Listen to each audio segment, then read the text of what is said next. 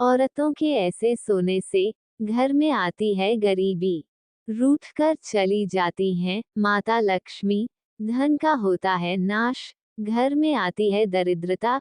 इसलिए किसी भी स्त्री को ऐसे कभी नहीं सोना चाहिए। जय मां लक्ष्मी। दोस्तों, हमारे प्राचीन ऋषि मुनि अत्यंत ज्ञानी और विद्वान थे। संसार के कल्याण हेतु उन्होंने ब्रह्मचर्य व्रत का पालन करते हुए अनेक प्रकार के महान कार्य किए हैं। उन्होंने अपनी योग विद्या, ज्ञान तथा अनुभव के आधार पर प्राचीन शास्त्र और पुराणों का निर्माण किया है तथा देवताओं द्वारा प्राप्त ज्ञान को भी उन्होंने शास्त्रों के माध्यम से मनुष्यों तक पहुंचाने का उत्तम कार्य किया है। हमारे धर्म शास्त्रों में स्त्री और पुरुष दोनों के लिए ही महत्वपूर्ण नियमों का वर्णन किया गया है।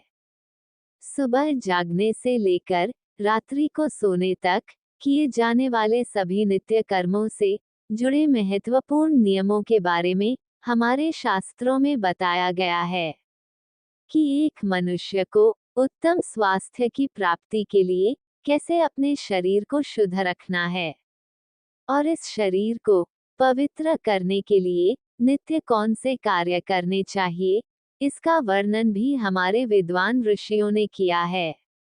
श्री कृष्ण कहते हैं, मनुष्य को अपने शरीर से अत्यधिक मोह नहीं करना चाहिए, किंतु उस परमात्मा से प्राप्त इस शरीर का नाश भी नहीं करना चाहिए। कई बार मनुष्य नाना प्रकार के अनिष्ट कार्य करके अपने पवित्र शरीर को मलिन करते हैं, इसे दूषित करते हैं तथा पाप युक्त बना देते हैं, जिस कारण से शरीर में रोग उत्पन्न होते हैं, मनुष्य की आयु कम होने लगती है और उसे अकाल मृत्यु प्राप्त होती है।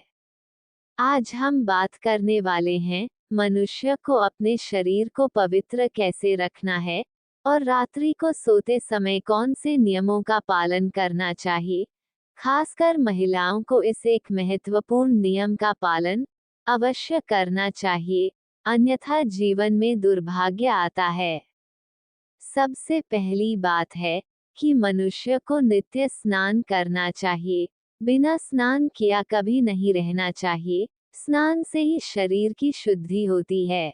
स्नान करने के पश्चात ही मनुष्य देव पूजा आदि धार्मिक कार्य करने के योग्य बनता है। बिना स्नान किए कभी भोजन तथा पूजा पाठ नहीं करना चाहिए। बिना स्नान किए भोजन करने वाले मनुष्य के घर में लक्ष्मी का वास कभी नहीं होता। दोस्तों, हमारे सभी धर्म शास्त्रों में बालों के विषय में महत्वपूर्ण ज्ञान दिया गया है। मनुष्य को अपने बालों को कैसे रखना चाहिए, किस दिन बाल कटवाने चाहिए तथा किस दिन बाल नहीं कटवाने चाहिए, बालों को कितना लंबा रखना श्रेष्ठ होता है और बालों से संबंधित क्या तांत्रिक कारण होते हैं, इसके बारे में शास्त्रों में बताया गया है। दोस्तों, हिंदू धर्म में सप्ताह का प्रत्येक दिन किसी न किसी देवता को समर्पित होता है और सप्ताह के प्रत्येक दिन के कुछ नियम भी आवश्यक होते हैं। इसी तरह बाल कटवाने से संबंधित भी कुछ नियम होते हैं जो हर दिन के हिसाब से अलग अलग बताए गए हैं। शास्त्रों के अनुसार मनुष्य को अपने बाल मंगलवार, गुरुवार और शनिवार के दिन कभी नहीं कटवाने चाहिए। दोस्तों, शास्त्रों के अनुसार वातावरण में कुछ ऐसी लहरें अर्थात सूक्ष्म ऊर्जा होती है जो हमें आंखों से दिखाई नहीं देती। ये सूक्ष्म ऊर्जा हमारे सभी क्रियाकलापों पर प्रभाव डालती है, लेकिन कुछ विशेष तिथियां पर ये लहरें बहुत अधिक सक्रिय अथवा तेज हो जाती है। इसीलिए इन तिथियां पर बाल नहीं कटवाने चाहिए। अमावस्या पूर्णिमा के दिन बाल कटवाना बहुत ही अशुभ माना गया है। इस दिन जो अपने बाल काटता है उसके जीवन में नकारात्मकता और दुर्भाग्य आता है। साथ ही मध्य रात्रि में भी अपने बाल नहीं कटवाने चाहिए। इस समय पर वातावरण में तामसिक और नकारात्मक ऊर्जा का प्रवाह अधिक होता है, जिसका सीधा असर हमारे मस्तिष्क पर पड़ता है। इसीलिए रात्रि में बाल न काटने की सलाह दी जाती है।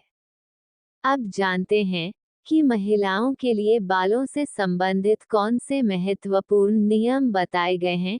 शास्त्रों के अनुसार काले घने और लंबे बाल स्त्री का आभूषण होते हैं। बालों से ही स्त्रियों में पवित्रता और सकारात्मकता आती है। प्राचीन काल से ही स्त्रियों के लंबे बालों को उनके सौंदर्य का प्रतीक माना जाता है, लेकिन लंबे बालों से जुड़ी महत्वपूर्ण बात आप सभी को ध्यान में रखनी चाहिए। शास्त्र कहते हैं कि स्त्रियों के बाल कमर के नीचे तक नहीं होने चाहिए, और यदि हो तो उन्हें इस तरह से बांध कर रखना चाहिए कि वह जमीन को स्पर्श न करें। स्त्रियों के बाल बहुत ही संवेदनशील होते हैं। बाल जमीन पर टकराने से जमीन पर फैली नकारात्मक ऊर्जा बालों के माध्यम से मस्तिष्क में प्रवेश करती है और इसके नकारात्मक परिणाम भोगने पड़ते हैं। साथ ही शास्त्रों में कहा गया है कि स्त्रियों को अपने बाल कभी गंदे नहीं रखना चाहिए, इससे मां लक्ष्मी रूठ जाती है। साथ ही स्त्रियों को अपनी मांग में सिंदूर अवश्य लगाना चाहिए, इससे स्त्रियों को सौभाग्य की प्राप्ति होती है। स्त्रियों को अपने बालों को हमेशा स्वच्छ रखना चाहिए। इसके पीछे धार्मिक कारण यह है कि बाल स्वच्छ रहने पर सिर में खुजली नहीं होती है, इससे स्त्रियों को सौभाग्य की प्राप्ति होती है, और सर में हमेशा खुजली करते रहना शास्त्रों में अशुभ फलदायी माना जाता है। गरुड़ पुराण में कहा गया है, जो स्त्री अपने बालों को खुजलाते हुए पूजा पाठ करती है, उसकी पूजा सफल हो जाती है।